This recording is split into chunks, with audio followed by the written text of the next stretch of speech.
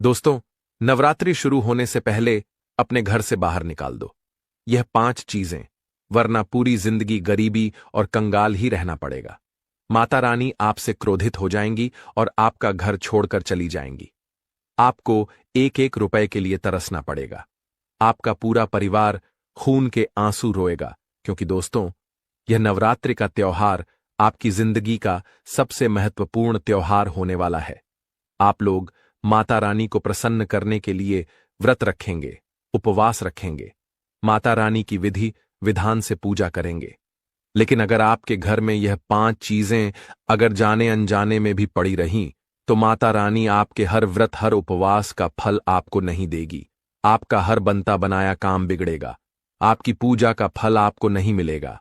उल्टा माता रानी आपसे नाराज हो जाएंगी और आपके ऊपर क्रोध बरसाएंगी। माता लक्ष्मी आपके घर के द्वार से ही वापस लौटकर चली जाएगी। अगर आप भी चाहते हैं कि माता लक्ष्मी के साथ साथ माता दुर्गा और नवदुर्गा आपके घर पधारे, नवरात्रि में खूब खुशियां आपके घर आए, माता रानी आपकी गरीबी दूर करें, आपका कर्ज दूर करें, आपके घर में खुशियां लेकर आए, तो अभी कभी बढ़ोतरी से पहले अपने घर से यह 5 चीजें निकाल देना, क्योंकि यह 5 चीजें दोस्तों अपनी और नकारात्मक शक्तियों को आकर्षित करती हैं। जाने अनजाने में आप अपने घर में यह 5 चीजें लेकर आ जाते हैं, जिससे आपके घर में कंगाली आती है और आपके घर में भूखमरी आती है। दोस्तों, आपका हर काम बिगड़ता है। तो आज इस वीडियो में मैं आपको बताऊंगा कि आपको नवरात्रि शुरू होने से पहले अपने घर से क्या क्या बाहर निकालना है, जिससे माता लक्ष्मी और नवदुर्गा के घर पधारे। दोस्तों, वीडियो में शुरू से लेकर मेरे साथ आखिरी तक बने रहिएगा। वीडियो बहुत ही खास होने वाली है, बहुत ही महत्वपूर्ण होने वाली है, इसलिए सबसे पहले वीडियो को लाइक जरूर कर दीजिए। माता रानी के सच्चे भक्त वीडियो को लाइक जरूर करें और कमेंट बॉक्स में 3 बार जय माता दी, जय माता दी, जय माता दी जरूर लिखिएगा। देखिए दोस्तों, नवरात्रि के 9 दिनों में आप लोगों को सबसे ज्यादा अपने घर की साफ सफाई पर ध्यान देना चाहिए, क्योंकि हमारे घर में कुछ ऐसी गंदगी पड़ी होती है जो हमारे घर में माता रानी को आने से रोकती है। ऐसे में अगर घर में गंदगी होगी तो माता रानी हमारे घर में नहीं आएंगी और हमारे घर के द्वार से ही लौटकर चली जाएंगी। इसीलिए घर में साफ सफाई का होना बहुत ज्यादा जरूरी है दोस्तों, आपको अपने घर में एक एक कोने की अच्छे से सफाई करनी है।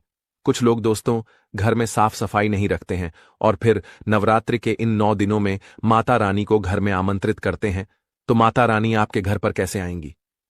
कैसे आपकी माता रानी हर दुख दूर करेगी?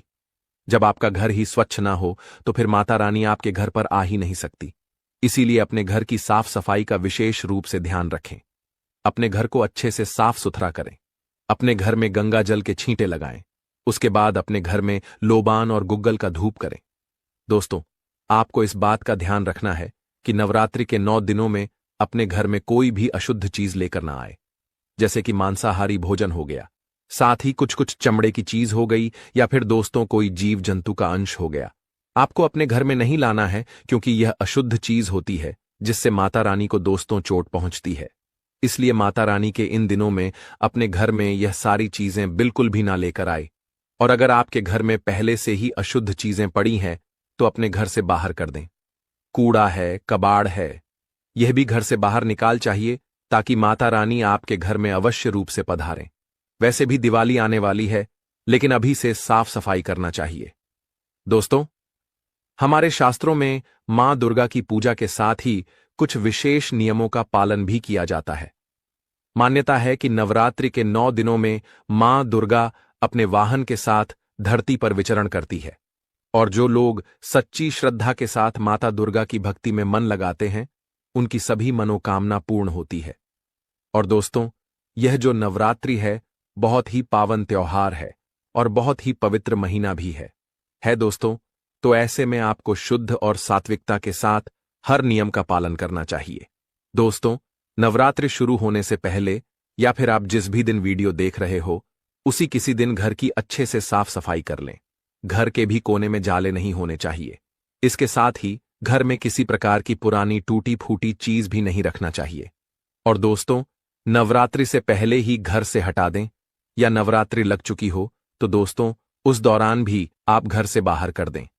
अच्छे से घर के कोने कोने की सफाई कर लें। घर के पूजा स्थान की भी आपको बहुत अच्छे से साफ सफाई करनी चाहिए। जो घर में मंदिर है उसकी अच्छे से साफ सफाई करें और भगवान के सभी वस्त्र पोशाक और आसन धोकर डाल दें और मंदिर में से जो अनुपयोगी चीजें हैं उनको हटा दें। इससे माता रानी का जो मंदिर है वह स्वच्छ होगा तो माता रानी आपके घर में अवश्य रूप से आएगी। दोस्तों, तो आशा है मेरी बात आपको पसंद आ गई होगी। अब अगली चीज को ध्यान से सुनिएगा दोस्तों। शास्त्रों बताया गया है कि नवरात्रि के 9 दिनों में पूरी तरह से आपको सात्विकता का पालन करना चाहिए। दोस्तों, कई लोगों की आदत होती है मांस खाने की, कई में लोगों की आदत होती है नशा करने की। तो दोस्तों, आपको इन चीजों का बिल्कुल भी सेवन नहीं करना है। कई लोग प्याज और लहसुन का भी सेवन करते हैं। नवरात्रि से पहले पहले दोस्तों, अगर आपके घर में लहसुन प्याज है, मांस मदिरा है, तो उनको हटा देना बात का विशेष रूप से ध्यान रखिए, वरना आप अगर व्रत रखते हो या नहीं भी रखते हैं, इस तो भी माता रानी का क्रोध आप पर टूट पड़ेगा। अगर आपके घर में कोई व्यक्ति है जो मांसाहारी है, जिसको मांस खाने की आदत है या फिर जिसको नशा करने की आदत है, तो दोस्तों आप उसको अच्छे से समझा दें कि 9 दिनों तक ना ही मांस खाना है, ना ही दारू पीना है, ना ही शराब पीनी है। अगर वह यह सब चीज छोड़ नहीं सकता तो उनको अपने 9 दिनों किसी तक घर में ना आने दे दो। आप दोस्तों माता रानी के क्रोध से बचे रहोगे।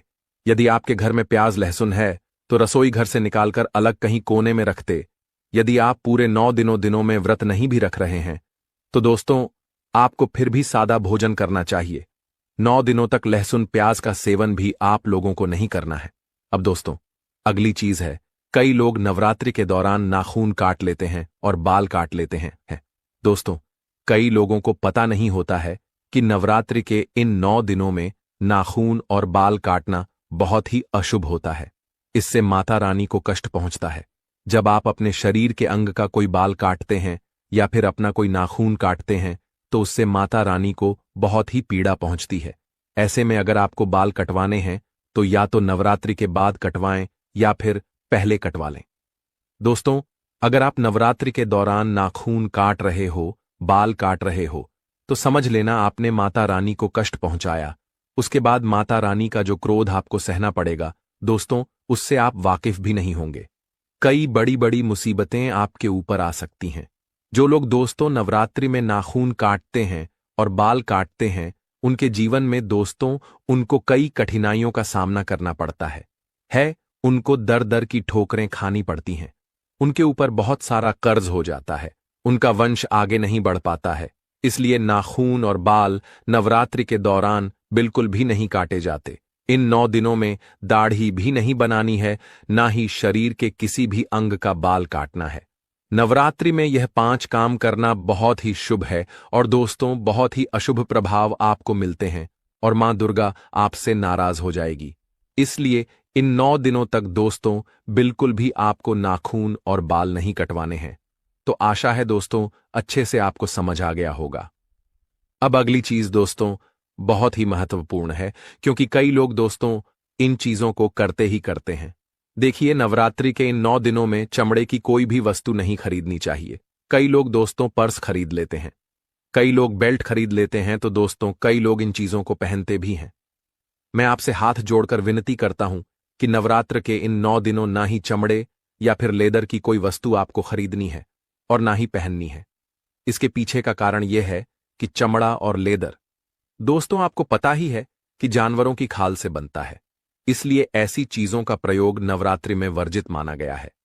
बेहतर होगा कि आप नवरात्रि के 9 दिनों में चमड़े की वस्तु का प्रयोग ना करें और ना ही घर में खरीद कर लाएं। वरना दोस्तों अगर आप ऐसा 2-3 बार करते हो तो इससे माता रानी आपसे बहुत क्रोधित हो जाएगी और आपको दोस्तों बहुत ज्यादा समस्याओं का सामना करना पड़ सकता है। जो व्यक्ति चमड़े की वस्तु का नवरात्र में प्रयोग करता है उसको मानसिक बीमारियों से जूझना पड़ता है। उसकी बुद्धि धीरे धीरे कम हो जाती है और धीरे धीरे दोस्तों वह पागलों जैसा हो जाता है और माता रानी उसके और उसके साथ साथ उसके परिवार को भी कष्ट दे देती है। इसलिए आपको ध्यान रखना है कि नवरात्रि के 9 दिनों में लेदर की चमड़े की चीजों का प्रयोग नहीं करना है। आशा है मेरी बात आपको अच्छे से समझ आ गई होगी। दोस्तों, आपको बता दूं कि यह जो नवरात्र है, और दोस्तों, यह जो नवरात्र है अखंड रहेंगी। अंग्रेजी तारीख और तिथियों का ठीक तालमेल होने से एक भी तिथि दोस्तों कम नहीं हो रही है। इस तरह नवरात्र में पूरे 9 दिनों का शक्ति पर्व मनाया जा रहा है। दोस्तों, इसके साथ ही इस साल नवरात्रि के 9 दिन बेहद अद्भुत योग का संयोग भी बन रहा है दोस्तों। दोस्तों, आपने बिल्कुल सत्य सुना। इन 9 दिनों में 9 अलग अलग संयोग बनेंगे, जिससे भक्तों को माता रानी का विशेष आशीर्वाद भी प्राप्त होगा। बिल्कुल ध्यान से सुनिएगा दोस्तों। तो आप सोच सकते हैं कितनी अद्भुत यह नवरात्रि है, और अगर ऐसे में आप कुछ उपाय करते हैं तो आपको बहुत फायदा होगा।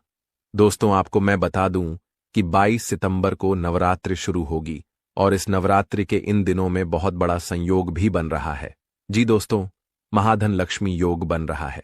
दोस्तों, अब जो मैं बता रहा हूं उस बात का बहुत ध्यान रखना है। आप सभी जानते हैं कि नवरात्रि का त्योहार खास करके माता रानी को समर्पित होता है। ऐसे में आपको 9 दिनों तक बहुत ज्यादा ध्यान रखने की चीज है कि आप अपने घर की स्त्रियों का भूल कर भी अपमान न करें। साथ ही आप बाहर की स्त्रियों का भी बिल्कुल अपमान न करें।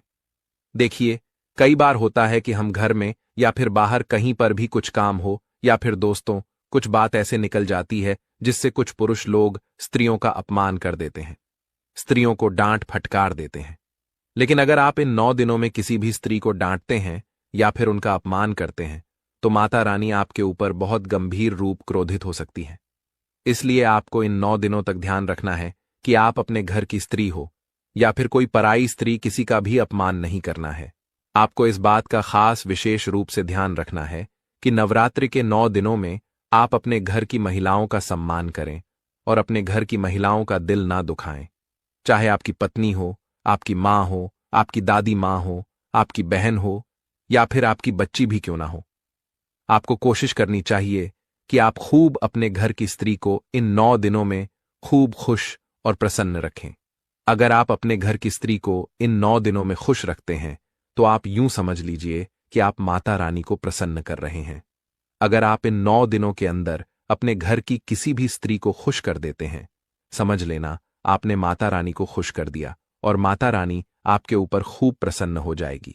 इसलिए इन 9 दिनों तक दोस्तों, आपको अपने घर की स्त्रियों का दिल नहीं दुखाना है और ना ही उनके दिल को ठेस पहुंचाना है। आप कोशिश करें कि आपके घर की स्त्रियां इन 9 दिनों तक खूब हंस दें, हंसी खुशी से रहे और दोस्तों खूब प्रसन्न रहे।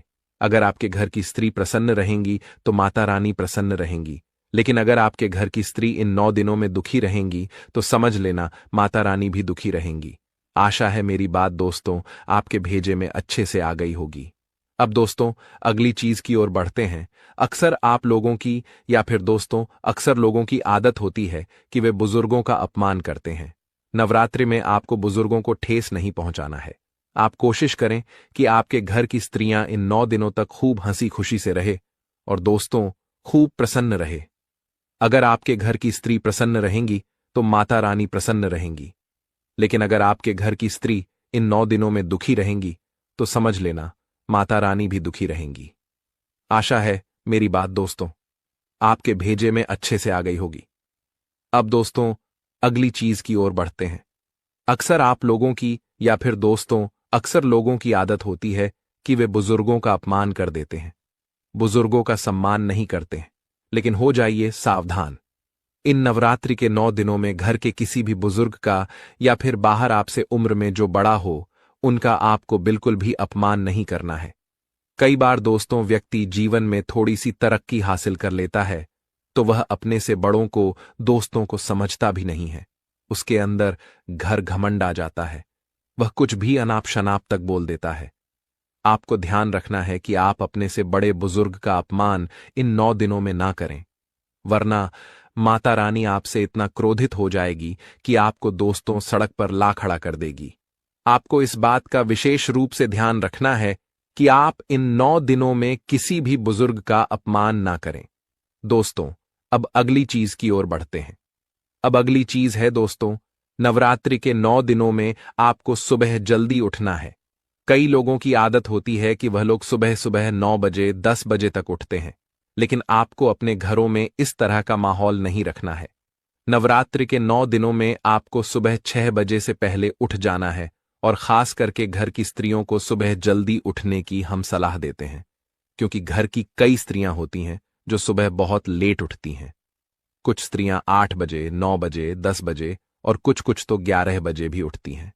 लेकिन अब आपको ऐसा नहीं करना है। आप सभी लोगों को सुबह जल्दी उठना है। कम से कम आप सुबह 6 बजे से पहले उठ जाएं और नहा धोकर स्वच्छ हो जाएं, क्योंकि माता रानी का यह दोस्तों दिन होता है। इन 9 दिनों तक माता रानी आपके घर में वास करती है, और अगर आप इन 9 दिनों में दोस्तों लेट उठेंगे तो माता रानी आपको सोया हुआ देखकर आपका घर छोड़कर कर चली जाएगी। इसलिए कोशिश करें कि सुबह जल्दी उठकर आप अपने घर का झाड़ू पोंछा कर लें और घर का दरवाजा खुला रखें, ताकि माता रानी आपके घर में प्रवेश कर सके। अगर आप सोए रहोगे, आपके घर में गंदगी रहेंगी, तो माता रानी आपके घर में कैसे आएगी? इसलिए आपको यह गलती भूल कर भी नहीं करनी है। 9 दिनों तक जल्दी उठने का थोड़ा सा कष्ट कर लेंगे तो आपका पूरा जीवन सुधर आएगा। अब दोस्तों, कई लोगों की आदत होती है कि दिन में भी वे लोग सो जाते, खासकर कि घर की महिलाएं जो सुबह का काम करके दिन में सो जाती हैं। लेकिन आपको इन 9 दिनों में विशेष रूप से ध्यान रखना है।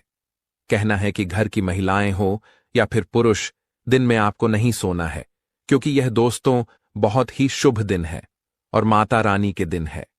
अगर आप दिन में भी सो गए, दिन में भी आप दोस्तों आराम करोगे, तो माता रानी आपका घर छोड़कर चली जाएगी, क्योंकि माता रानी दोस्तों धरती पर विचरण करती है। माता रानी किसी भी समय आपके घर में आ सकती है, और अगर ऐसे में आप दोस्तों सोए हुए रहोगे तो माता रानी को यही लगेगा कि आप उन्हें अपने घर पर आमंत्रित नहीं कर रहे हो। तो दोस्तों, कम से कम 9 दिनों तक अपने घर में दिन में ना सोएं। और अगली चीज दोस्तों, कई लोगों की आदत होती है कि वे लोग ज्यादा मेहनत नहीं करते हैं। लेकिन दोस्तों, अगर आप इन 9 दिनों में खूब मेहनत करोगे, पसीना बहाकर जीवन में आगे बढ़ने के लिए कोशिश करोगे, तो आपका साथ खुद माता रानी देगी। जब माता रानी आपको देखेगी और आप उस समय मेहनत कर रहे होंगे, तो माता रानी दोस्तों आपका जीवन सलाह देगी। लेकिन अगर आप दोस्तों मेहनत नहीं करोगे, आलस्य करोगे, और माता रानी की नजर आप पर पड़ गई कि आप आलस्य कर रहे हो, आप मेहनत नहीं कर रहे हो, तो फिर माता रानी दोस्तों आपको बिल्कुल भी सहायता जाओगे नहीं करेगी। आप जहां हो वहीं के वहीं रहे। इसलिए 9 दिनों तक खूब मेहनत करें। कहा जाता है कि अगर इन 9 दिनों में कोई व्यक्ति अच्छे से अपने काम पर मन लगाकर आकर दोस्तों मेहनत करता है, तो उस व्यक्ति को बहुत जल्द सफलता मिल जाती है। बहुत जल्द दोस्तों उसकी जिंदगी बढ़ जाती है, उसके काम में उसको तरक्की मिलती है। तो इन 9 दिनों में आपको खूब मेहनत करनी है। मेहनत करने से पीछे नहीं हटना है। आलस्य आपको बिल्कुल भी नहीं करना है। कई लोग दोस्तों छोटा सा काम करने में भी आलस्य करते हैं, लेकिन इन 9 दिनों में आपको बिल्कुल भी आलस्य नहीं करना है। अब दोस्तों, अगली चीज है, कई लोग दोस्तों सट्टा खेलते हैं। दिवाली के समय में कई लोग दोस्तों जुआ खेलते हैं, और अभी समय चल रहा है क्रिकेट मैच का। कई लोग दोस्तों क्रिकेट का सट्टा करते हैं। लेकिन इन नवरात्रि के 9 दिनों में आपको क्रिकेट का सट्टा नहीं लगाना है, और ना ही कोई गैरकानूनी काम करना है, क्योंकि यह पवित्र दिन है। और अगर आप दोस्तों कुछ भी गलत कार्य करोगे, तो माता रानी आपसे नाराज हो जाएगी। माता रानी आपके ऊपर दोस्तों क्रोधित हो जाएंगी। इसलिए इन 9 दिनों में दोस्तों कोई भी गलत कार्य, जैसे सट्टा हो गया, जैसे कि दोस्तों क्रिकेट का सट्टा हो गया, आपको इन चीजों से दूर रहना है, वरना आपका नुकसान भी हो सकता है। इसलिए 9 दिनों तक इन चीजों से परहेज